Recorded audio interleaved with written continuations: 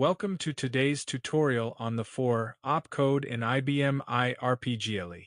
The for opcode function similar to for loops in other programming languages, showing us to iterate through a sequence of values with control over the starting point, ending point, and step increment.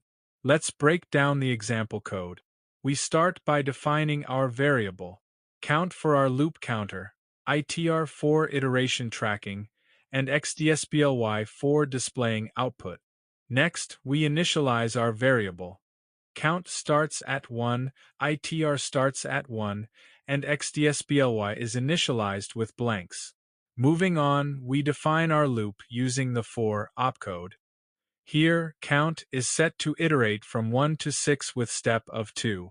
After each iteration, we display the current iteration count and the value of count using xdsbly. Finally, we increment our iteration tracker itr and end the loop with end4. Let's see the output of the program.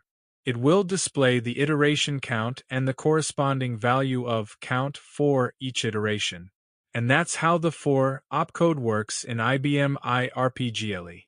It's a powerful tool for controlling loops and iterating through sequence of values.